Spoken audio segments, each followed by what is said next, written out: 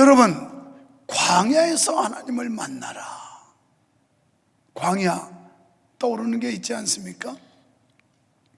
황량하고 황막하고 나무도 없고 물도 흔치 않고, 그리고 그냥 돌과 빨간 흙, 이런 것들이 광야.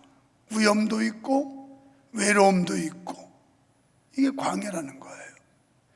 우리가 인생을 살면서 이런 광야를 만날 때가 참 많습니다. 아무도 광야를 원하지 않지만, 그러나 우리의 소망과는 다르게 광야 같은 삶을 만날 때가 있어요. 가졌던 거 다 잃었고, 몸도 약해졌고, 사업도 힘들고, 명성도 다 떨어지고, 명예와 인기도 온데간데 없어지고, 이래서 도무지 어떻게 내 자신을 추스를 수 없는 지경, 헤어날 수 없는 절망감, 좌절, 이런 때가 하나님을 만날 때라는 거예요.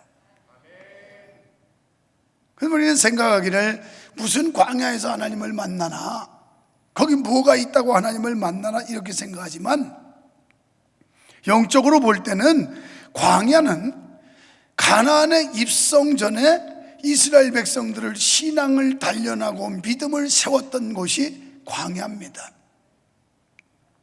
하나님께서는 그곳에 40년 동안 이스라엘 백성들과 함께 하면서 그들이 하나님을 만나게 하고, 하나님을 깊이 사귀게 하고, 하나님의 도움이 없이는 안 된다는 걸 확인하고, 그래서 전적으로 하나님만 기대는, 전적으로 하나님만 의지하는 삶으로 변화시켜준 장소가 광야예요. 우리도 인생을 살다가 이런 지경에 떨어질 때 하나님밖에는 도울 자가 없다, 사람 의지할 때도 없고, 환경을 기댈 수도 없고, 내 자신을 의지할 수도 없고, 오로지 하나님 바라봐야 된다, 이럴 때가 있죠. 그래서 하나님을 더 깊이 만날 때가 있다는 거예요. 히브리어로 광야를 번역하면 이건 미르바르라고 하는 말인데, 이 뜻은 뭐뭐로부터 뭐뭐와 함께라고 하는 전치사 밑과 말씀 사건이라고 하는 의미의 다바르라는 명사의 합성어인데, 이 뜻을 이어서 말하면 그곳에서 말씀하시다, 이런 뜻이에요. 그러니까 우리가 광야와 같은 현실, 광야와 같은 형편, 광야와 같은 어려운 지경에 그곳에서 하나님이 말씀한다는 거예요.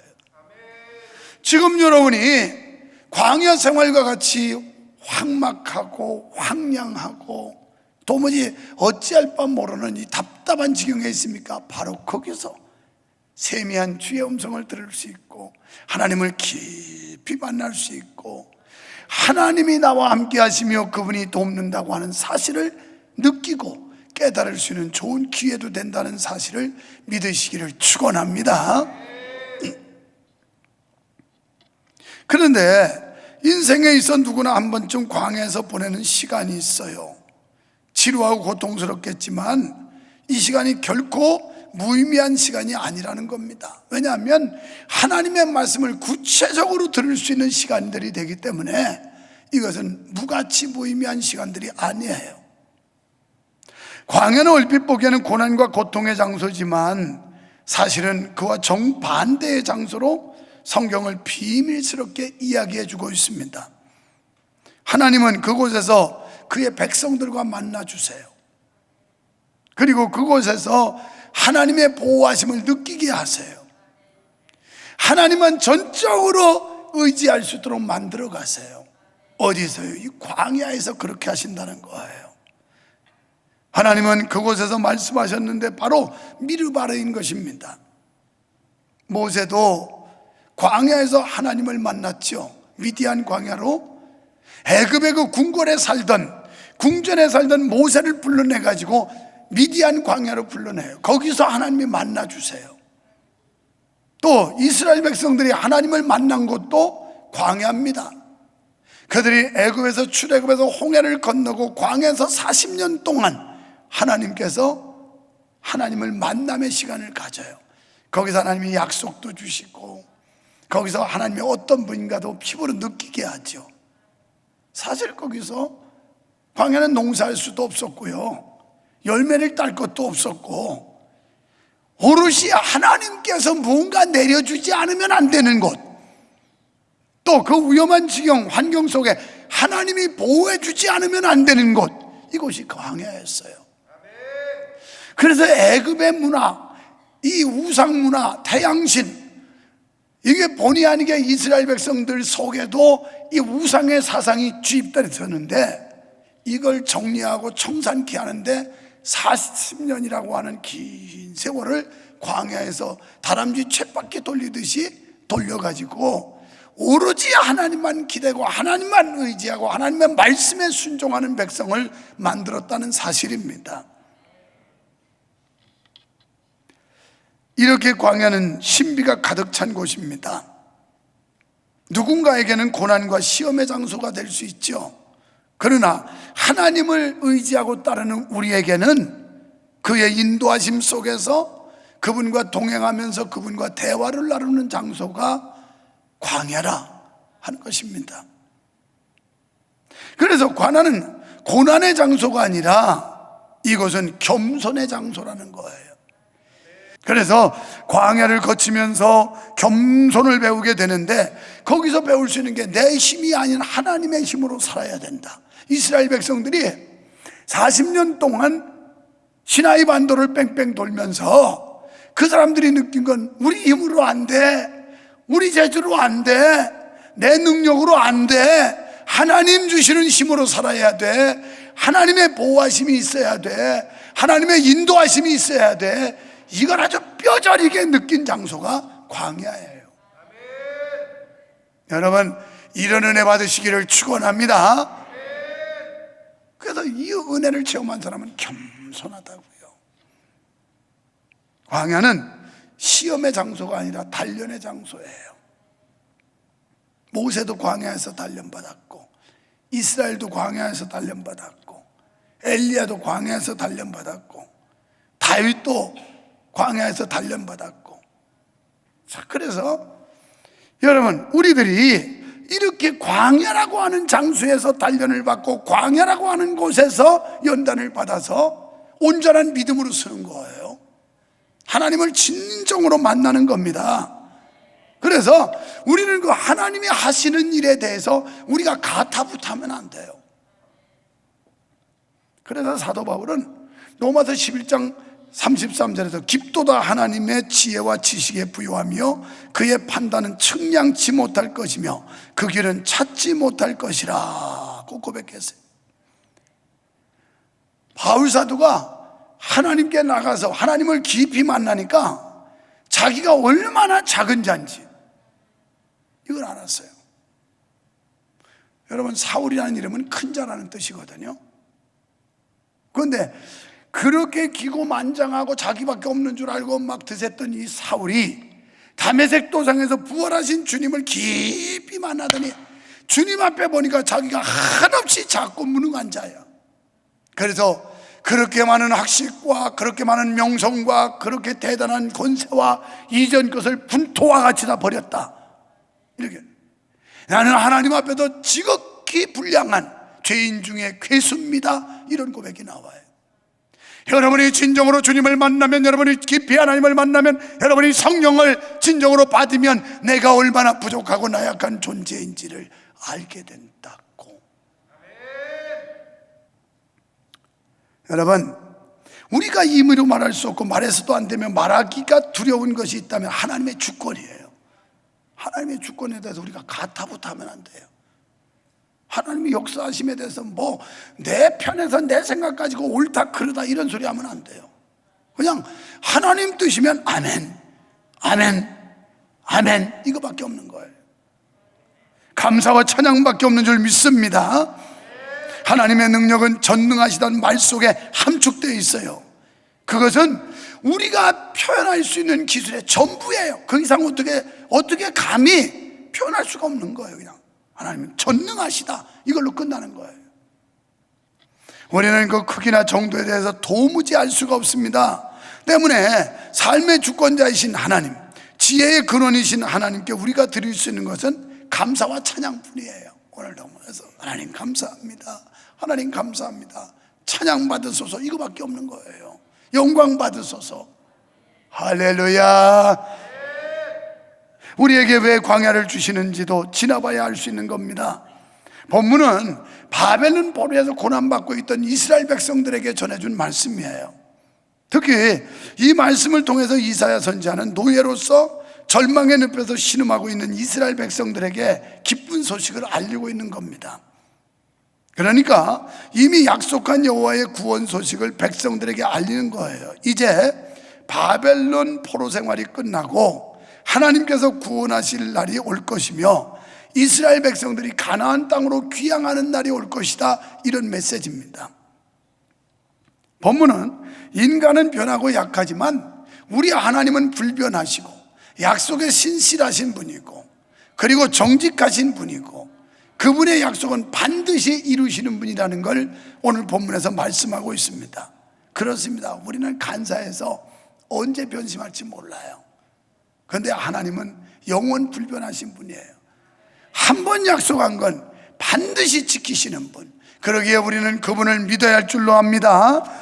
여러분, 이사야 선지자는 본문에서 광야에서 하나님을 만나라 이렇게 외치고 있어요. 지금 여러분의 처지가 광야에 그저 외롭게 서 있는 것 같은 그런 어려운 처지에 있다면 지금이 하나님 만날 때라는 거예요.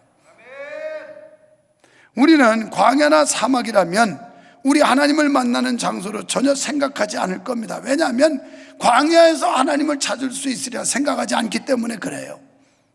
그런데 이사야는 광야에서 대로를 준비하여 하나님을 만나라 이렇게 외쳐요. 제가 어제 오후에 1시간 30분 동안 그 이수영 집사라고 하는 유명한 가수더라고요. 그 간증을 들었어요. 그가 그 광야에서 하나님을 만나는 이런 사연들을 들으면서 얼마나 많은 걸 제가 느끼고 은혜를 받았는지 몰라요. 그리고 그는 교회를 다니지만 자기 유명세 때문에 공동체 들어가는 걸 거부했대요. 사람들이 막 사인해달라고 그러고 대면 알아보고 그러니까 그랬는데 결국 공동체에서 치유가 되고 공동체에서 회복이 되고 공동체에서 행복을 느끼게 되고 그렇다면서 공동체, 그 교회도 우리처럼 목장이라고 그러더라고요. 여러분, 공동체를 외면하지 마세요. 그가 간증하는 거 들어보니까 공동체에서 자기가 회복을 했고 공동체에서 치유받았다는 거예요.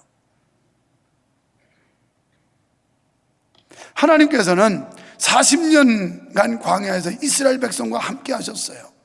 거기서 언약을 세워주셨고 거기서도 하나님의 백성에 대해서 신실하셨습니다.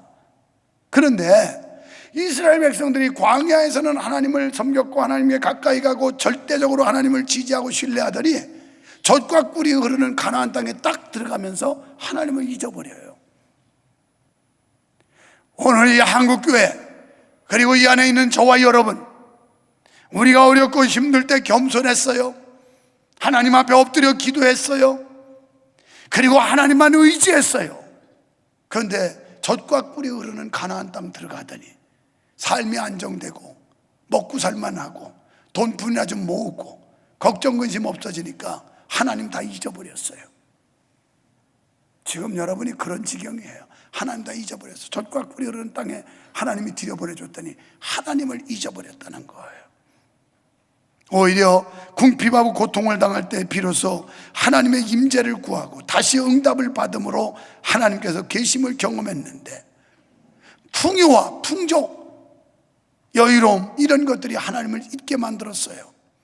당시 광야 같은 바벨론에서 해방된 이스라엘은 하나님의 임재를 찾아야 할 때를 맞이한 것입니다. 이 바벨론 포로로 가서 이제라도 그 가나안 땅에 들어가서 하나님을 잊어버렸던 걸 회개하고 하나님을 찾아야 된다는 거예요. 오늘 이 시간 그동안 우리가 하나님을 멀리했고 하나님을 잊어버리고 하나님을 등지고 내 멋대로 제 멋대로 잘나서 사는 줄 알고 착각했던 거 이제는 회개하고 주님을 찾아야 됩니다. 참 이 광야 같은 삶, 또 우리가 원치 않게 광야같이 어려운 고비, 이런 때 하나님을 만날 수 있는 절호의 찬스, 절호의 기회라고 여러분 믿으시고 낭망하지 마십시오. 포기하지 마십시오. 절망하지 마십시오. 이때 주님을 더 깊이 만나게 되기를 축원합니다. 바라기는 광야 가지 말고 젖과 꿀이로 흐르는 땅에서 주님을 만나십시오. 주님을 버리지 마십시오. 그 삶이 계속 유지될 수 있도록 젖과 꿀이 흐르는 땅에서 하나님 앞에 순복하십시오. 그렇다면 하나님께서 어떤 모습으로 우리에게 오실까요?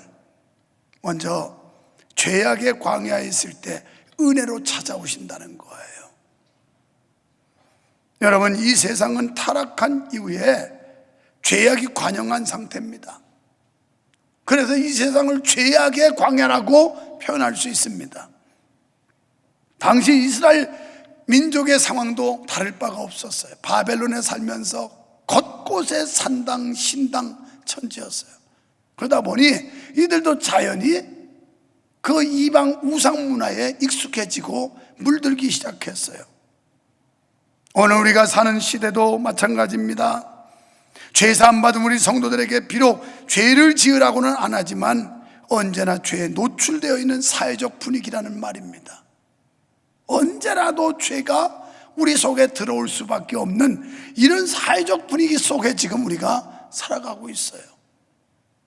여러분, 이같이 죄악과 맞닿아 있는 상황에서 하나님께서 은혜로 오십니다.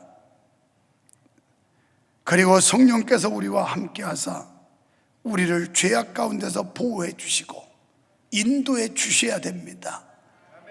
이스라엘 백성을 출애굽하여 광야에서 40년 동안 하나님이 보호하시고 그들을 인도하신 것처럼, 낮에는 구름기둥, 밤에는 불기둥으로 인도하신 것처럼 이 죄악의 광야, 영적으로 볼 때 이 혼탁하고 죄악이 관영하는 이 세상에서 하나님의 은혜가 아니면 믿음 지킬 수 없고, 하나님의 보호하심이 아니면 신앙을 올곧게 가질 수 없고, 하나님이 우리를 붙들어 주지 아니하면 끝까지 믿음을 지탱할 수가 없는 상황들, 이게 우리의 현실이라는 거예요. 현실.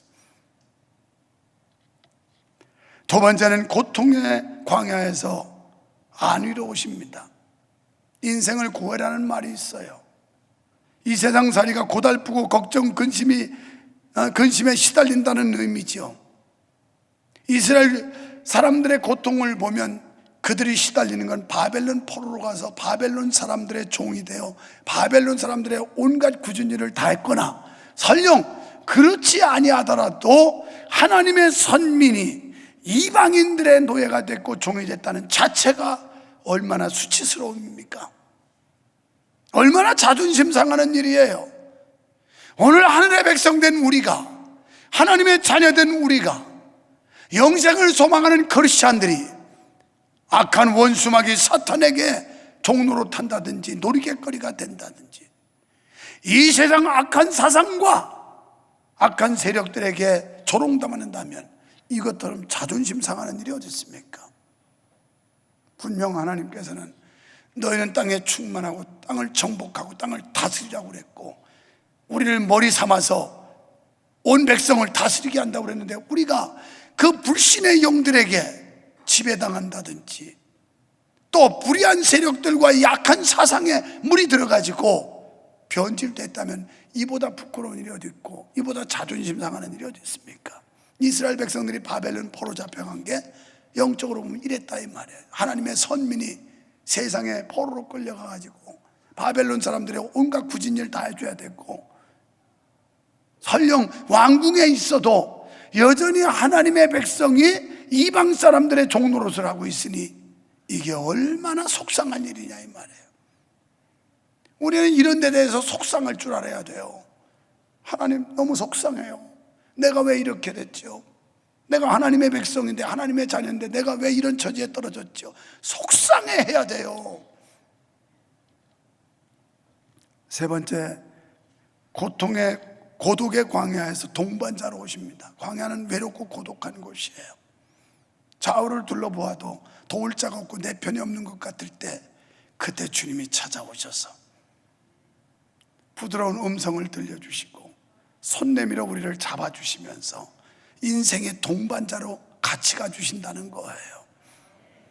이스라엘 백성들 40년 동안 광야에서 한 번도 하나님이 그들을 떠난 적이 없잖아요. 늘 그들과 함께 했잖아요. 낮이나 밤이나 함께 하신 그분, 우리가 어떤 처지에 있던 어떤 상황에 있던 어려움에 있던 하나님께서는 우리의 인생의 동반자가 되셔서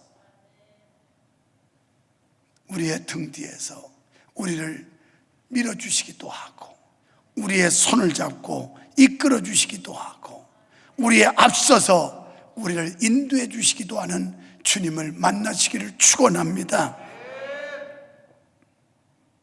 마태복음 28장 20절에 보면 세상 끝날까지 내가 항상 너희와 함께한다. 항상 교회 왔을 때나 집에 갔을 때나 사업장에 갔을 때나 직장에 갔을 때나 공부하러 학교 갔을 때나 어디 외국에 갔을 때나 언제나 항상 임마누엘 눈동자같이 우리를 지켜주시는 거 믿으시기 바랍니다. 사랑하는 성도 여러분, 죄악의 고통과 고독의 광야에 서 있습니까? 그러나 낙심하지 마세요. 슬퍼하지 마세요. 우리의 죄악을 사하시며 우리를 구원하시고 고통을 위로하시고 인생의 영원한 동반자 되시는 하나님을 소망하시기를 축원합니다. 우리 곁에 동반자로 계신 여호와 하나님을 의지하느냐 아니면 다른 것을 의지하느냐에 따라 인생은 고통일 수도 행복일 수도 있습니다. 27절에 보니까 야곱아 내가 어찌하여 말하며 이스라엘아 내가 어찌하여 이르기를 내 사정은 여호와께 숨겨주시오. 하나님 계신 거예요? 하나님 왜 내가 기도하는데 안 들어줘요? 막 이러면서 지금 원통해서 불평하는 거예요. 그때 너는 알지 못하였느냐 듣지 못하였느냐 영원하신 하나님 여호와 땅끝까지 창조하신 자는 피곤치도 않고 곤비치 않고 그분은 인간이 아니시기 때문에 졸지도 주무시도 않는 분이에요. 피곤하거나 곤비치 않는 분이에요. 소년도 청년도 장년도 피곤하고 곤비하지만 하나님은 그런 분이 아닌데 이분께서 우리에게 약속하십니다. 오직 여호와를 앙망하라고요, 여호와를 소망하라고요, 여호와를 기대하라고요, 하나님을 의지하라고요. 그러면 하나님께서 주시는 힘이 있는데 독수리 날개치고 올라감 같을 것인데 걸어가도 달려가도 피곤하거나 곤비치 않는데요.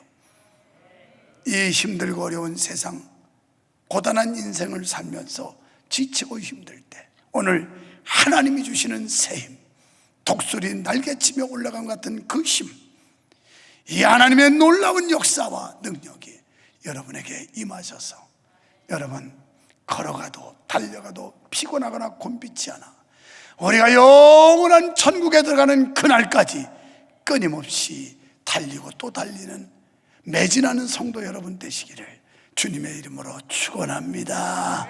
축원합니다.